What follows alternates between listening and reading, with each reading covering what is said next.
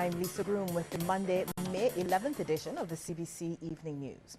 In our top story tonight, will improved diplomatic relations between Cuba and the United States be seen as a threat to Barbados' tourism industry? Acting Prime Minister and Tourism Minister Richard Seeley doesn't think so. In fact, he explains that the Spanish-speaking country already attracts over 3 million tourists a year under the current embargo. Mr. Seeley believes, however, this should be regarded as an opportunity to market the Caribbean collectively. Cuba is an opportunity. More people coming to the Caribbean via Cuba or via other destinations is good for the Caribbean and good for Barbados. The other point that some people don't seem to be aware of is the fact that Cuba already get 3 million tourists a year. Many of those tourists are from the United Kingdom, the Barbados source market. So for all intents and purposes, Cuba is already a competitor for me. You go to the UK, you see Cuba pushing themselves against Barbados. Mr. Seeley says the only clear threat would be in the area of foreign direct investment. The investment opportunities in Cuba will be, I imagine, like nothing probably ever experienced in Barbados. Cuba is not only a large island, but because of the shape of the island, there's a lot of coastline. There'll be a lot of opportunities, and clearly we know how investors operate. They're just interested in return. So we will have to maybe work a little harder to attract our foreign direct investment. Private haulers want Prime Minister Fandel Stewart to intervene in their dispute over a recently implemented tipping fee. They staged another protest over the matter today. The haulers are against the new measure, saying it is unfair and want their case heard. To make their message clear, private waste haulers and movers banded together staging a protest at Warren's. Dozens of vehicles were parked opposite Warren's Tower 2, the home of the Ministry of the Environment. Charles Reid of Simpson Trucking and Skip Services says the impact of the fee is being felt by both haulers and movers.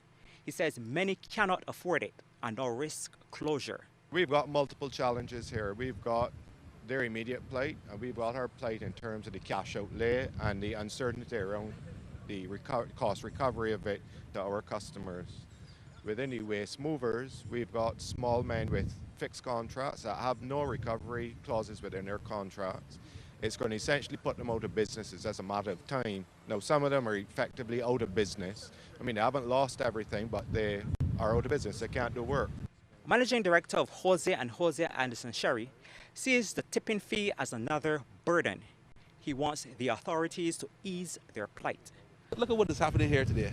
Just get a look at it. I want you all to take a picture of it. All of us, what's going to happen if we have to send them home to go to the national insurance? Is lack of pay, less pay, less VAT. The impact for what is happening here is greater.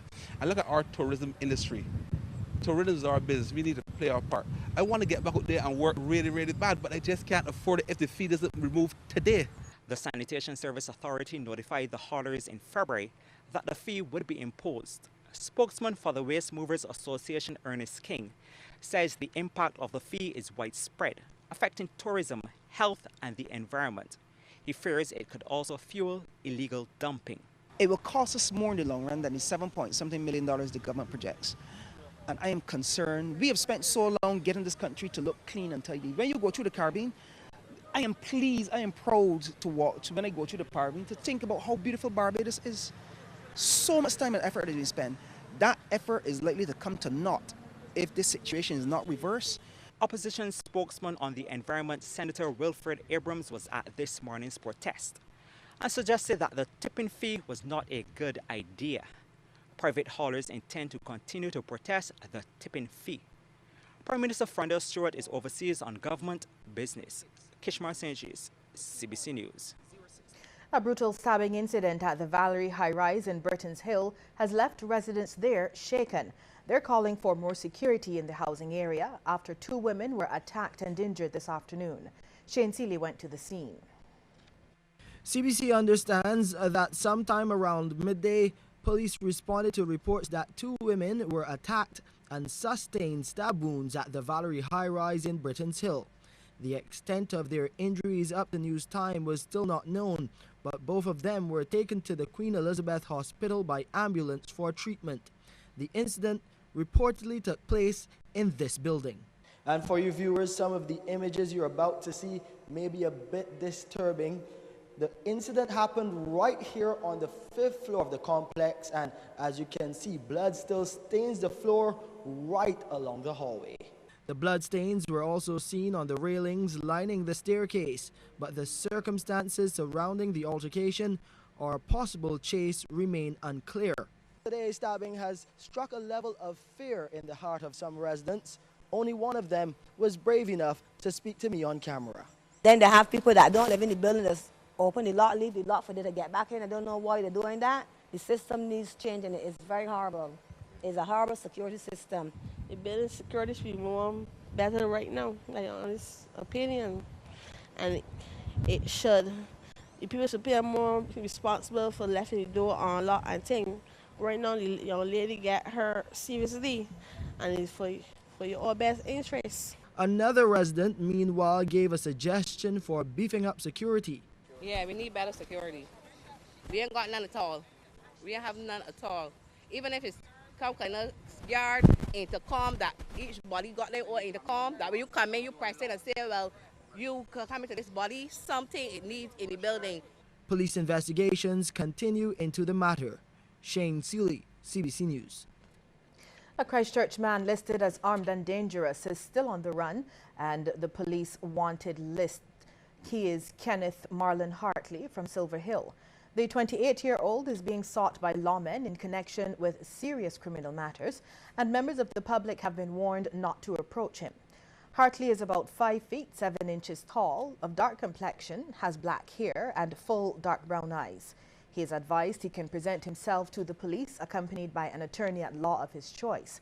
Any person who may know the whereabouts of Kenneth Marlin Hartley is asked to contact the police emergency at telephone number 211, the nearest police station, or Crime Stoppers at 1-800-TIPS, that is 1-800-8477. Now, police are also reminding the public that it is a serious offense to harbor or assist wanted people. Lawmen say anyone caught committing this offense can be prosecuted. Meanwhile, lawmen are reporting that they've recovered a number of pieces of stolen jewelry now in their possession. Public Relations Officer, Acting Assistant Superintendent David Welch, says the jewelry will be on display this week. Persons are encouraged to view the display with the possibility of identifying any of the pieces and to assist with the investigation. The jewelry will be on display to the public on Monday, 11th of May, Tuesday, the 12th of May, between the hours of 1 p.m. and 5 p.m. This will take place on the first floor of the Sugarcane Mall, number 47, Upper Robert Street, Michael. Thank you for your assistance. The Barbados Employers Confederation has given its full backing to the move by the National Insurance Scheme to divert monies from the Severance Fund to the Unemployment Fund. From January 1st this year, the NIS started transferring 0.5% of the money from the Severance Fund, which is paid by employers to prop up the struggling Unemployment Fund. President of the BEC, Ian Gooding-Edgell, says this temporary measure will continue for 3 years until December 31st, 2017. He was speaking during a briefing at the Confederation's headquarters to discuss plans for its week of activities, which starts today. We also recognize that the Severance Fund, as like most of you are aware, the Severance Fund makes provision for the employers to claim a rebate from the fund, and also an opportunity to pay severance when employers are not financially capable of making such a payment of severance, and particularly so in the event of any catastrophe. We are satisfied that what we've done would have helped the unemployed in Barbados, and the employers of Barbados are very pleased and we're indeed very happy that we were able to make our contribution to this very important fund to assist those who are in dire need at this point in time. Despite the tough economic times, 3 companies have come together to reward customers for their loyalty. Come September, some lucky shopper will get what may be their heart's desire. Pardon the pun, if you will, but that lucky shopper will actually drive away with a brand new Suzuki Swift Desire. It's part of a summer promotion launched today at Simpson Motors. The promotion was conceptualized by RMJ Agencies 2015. Simone Whitaker is the brand development manager, and she says people can qualify by shopping for specific items at the A1 supermarkets, Carlton and Emerald City. What they have to do is just spend $50, inclusive of any Quaker item, Aunt Jemima or Stacy's, for a chance to be able to win the Suzuki Desire. She says it's the second time the companies are doing this type of promotion, and they're hoping for the same level of success this time around. The promotion starts today, this being May the 11th, until August the 30th. The draw will be on the 31st, and the lucky winner will find out on September 4th. We're going to do some in-store promotions as well, maybe having a chef prepare different ways of showing how to prepare the Aunt Jemima pancake mix, because sometimes you can use it for muffins and for different things, and also giving healthy options, because we know that's where Bajans are going as well. So we're going to do some in-store promotions, maybe with some instant prizes, but the big draw is obviously the Suzuki Swift Desire. Courtney Downs is brand manager for Suzuki at Simpson Motors. You would recognize that the Suzuki Swift Desire is the newer model car, and like I said earlier this morning, if you're doing a promotion, you must have something that is going to attract persons within the promotion, and we have no doubt that this Desire is a very attractive car in the promotion.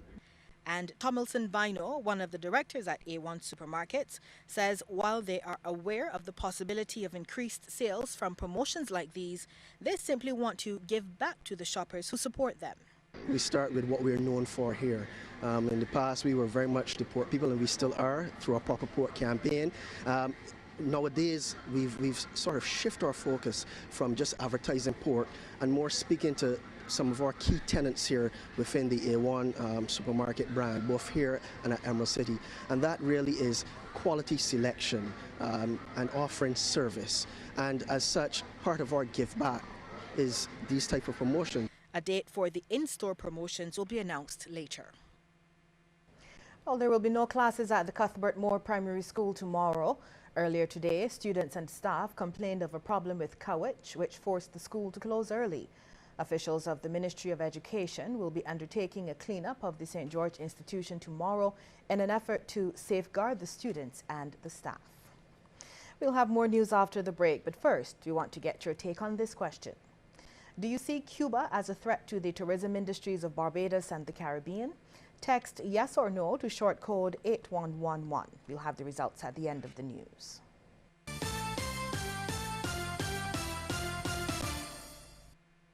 Hi, I'm Red Plastic Bag.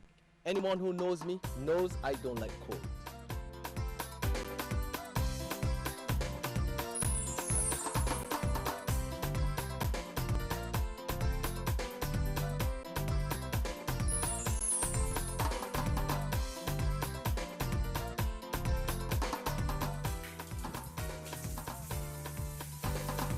Sunshine reigns in my country. I love it. Our life, our restaurant, our family means everything to us. A strong headache, then the pain goes away and our passion comes in. Panadol Ultra, a combination of ingredients clinically proven to relieve the toughest pains, strong enough to relieve even the pain of migraine. Panadol Ultra, when strong pain is gone, life takes its place.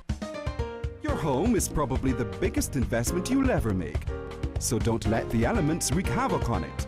To protect it against peeling, cracking, flaking, fungus and algae, use Berger Weatherproof Ultra. Extreme tropical protection made to withstand the elements. Ultra tough, ultra durable, ultra beautiful. We guarantee it. Berger paints for lasting beauty and protection. Make no mistake when you're looking for the #1 source of the latest business news in Barbados, the region, and beyond. It has to be The Bottom Line, produced and presented by me, Ryan Broom, every weekday morning on CBC's 94.7 FM at 7:50 a.m. It comes to you with the kind compliments of the Barbados Workers Union Cooperative Credit Union Limited, reminding you to save smart and borrow smarter. So remember, make it your business to tune into The Bottom Line, the best source for business news on the radio.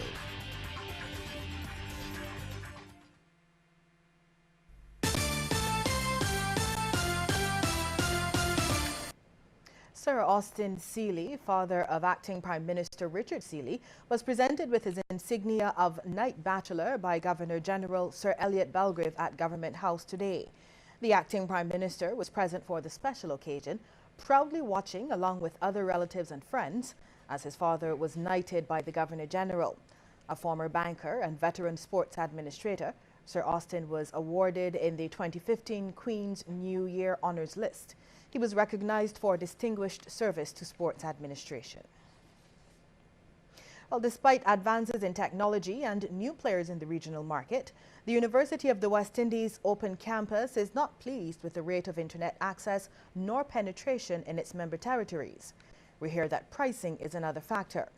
Acting Principal and Pro-Vice Chancellor Dr. Luz Longsworth says internet access is key to its students as they pursue their course of study. While addressing a media e-news conference with representatives from Barbados and other member territories, Dr. Longsworth said the campus is working with its partners to enable access to the internet.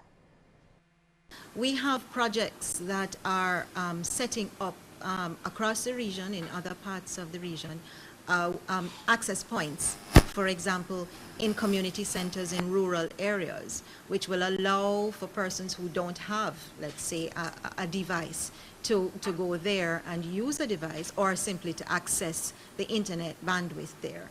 Of course, there is the project with the Caribbean Knowledge Learning Network, which will increase access. Meanwhile, the Director of Academic Programming and Delivery at the UWI Open Campus says that institution is listening to Caribbean people, providing courses catering to their development. Dr. Joel Warrican explains a suite of programs has been introduced as the Open Campus seeks to meet people wherever they are. We have many programs in education, and one that I would like to highlight is the BEd in Early Childhood Development and Family Studies. For too long, Caribbean people have been working in the early childhood sector without formal qualifications. So that program is a very exciting one for the region. We have programs in banking and finance, accounting, BSc management, and we have 7 specializations, for example, finance, entrepreneurship, tourism, and hospitality. We have an MSc management degree with 4 specializations. We also have degrees in political science, sociology, psychology, social work, youth development, also MSc in instructional design and technology. A local company is paying tribute to mothers on its 50th anniversary. As part of its celebrations yesterday, Courts Barbados celebrated with its customers and staff, all of them mothers, treating them to a 3-course meal prepared by Chef Craig Greenidge. Commercial Director Peter Ellis says mothers are entitled to a dinner with honor. Celebrating our 50th anniversary this year, and this is a very special year for us. Courts is actually 1 year older than our nation, Barbados, so we are very intertwined as an organization in the very life and fabric of our nation, and we know the role that mothers have played in building Barbados. Yeah, and these hills and fields wouldn't be here without all the mothers who have mothered us over all the years.